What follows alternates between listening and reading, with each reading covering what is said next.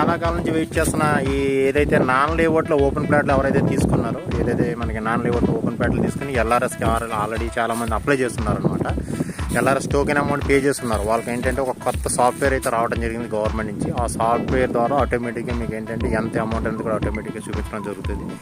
ఎవరైతే ఇంతకుముందు మీరు మీ డాక్యుమెంట్ ప్రకారం మొబైల్ నెంబర్ ద్వారా మీరు లాగిన్ అయ్యారో, సేమ్ అదే నెంబర్ ద్వారా ఎల్ఆర్ఎస్ తెలంగాణ GOV.in అనమాట. ఆ వెబ్సైట్లోకి వెళ్ళి సిటిజన్ లాగిన్ అవ్వాలన్నమాట. ఏదైతే నెంబర్ ఇచ్చారో ఆ నెంబర్ ద్వారా లాగిన్ అవ్వాలి. లాగిన్ అయిన తర్వాత మీకు ఏదైతే ఆ స్టేటస్లో మీకు చూపిస్తూ ఉంటుంది అనమాట. అన్ని పక్కగా ఉంటే ఆ అమౌంట్ తీసుకుంటే ఏదైనా డాక్యుమెంట్ ఎంతమంది ఏదైనా సరిగా అప్లోడ్ చేయకపోయినా ఏదైనా చిన్న ఇబ్బందులు ఉన్నా సరే మళ్ళీ అప్లోడ్ కూడా చేసుకోవచ్చు అవకాశం కూడా ఇచ్చారు. అలాగే మీకు ఏదైనా నెంబర్తో ఏదైనా ఇబ్బంది అనుకుంటే ఎవరైనా రిజిస్ట్రేషన్ చేసుకుని మళ్ళీ మీరు ఏదైనా డాక్యుమెంట్ మారిందనుకుంటే నెంబర్ కూడా చేంజ్ చేసుకోవచ్చు.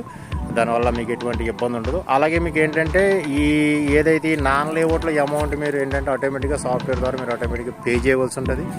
మార్చ్ 31 లోపల ఎవరైతే పే చేస్తారో వాళ్ళకి ఏంటంటే ఒక సబ్సిడీ కింద 25% డిస్కౌంట్ అయితే రావడం జరుగుతుంది ఈ మార్చిలో చేసుకోవడం వల్ల. తర్వాత అయినా సరే మీకు ఏంటంటే సబ్సిడీ అనేది రాదన్నమాట.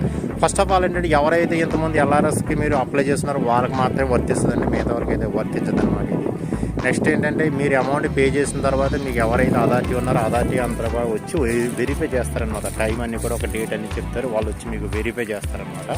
వెరిఫై చేసి అదేంటంటే FTL పరిధిలో ఉందా లేదంటే ఏదన్నా పక్కాగా పట్టా ల్యాండ్లో ఉందా, ఏ ల్యాండ్లో ఉందా అన్నీ వెరిఫై చేస్తారు. బఫర్ జోన్లో ఉందా ఏంటనేది అన్నీ వెరిఫై చేసిన తర్వాత అన్నీ పక్కాగా ఉన్న టైం అనుకున్న తర్వాత వాళ్ళు సర్టిఫై చేసి అప్పుడు ఎప్పుడు ఇవ్వడం అయితే జరుగుతుంది. ఇందులో ఎవరికైనా రిజెక్ట్ అయితే మాత్రం ఖచ్చితంగా మాత్రం వాళ్ళకి ఏదైతే మనకి ఈ అమౌంట్ ఉందో ఆ అమౌంట్లో ఒక 10% తగ్గించి రిమైనింగ్ 90% అమౌంట్ మీకు పే చేయడం అయితే జరుగుతుంది అనమాట.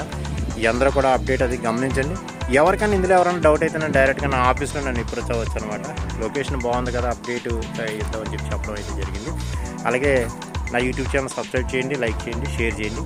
మీకు ఎటువంటి ప్రాపర్టీస్ ఉన్నా సార్ డైరెక్ట్గా ఫోన్ చేయండి. అలాగే నా ఆఫీస్కి రండి. ఎటువంటి ఇన్వెస్ట్మెంట్ ప్రాపర్టీస్ ఏదన్నా కావాలన్నా సార్ డైరెక్ట్గా ఫేస్ టు ఫేస్ మాట్లాడచ్చు. థ్యాంక్ యూ అండి, థ్యాంక్ యూ సో మచ్.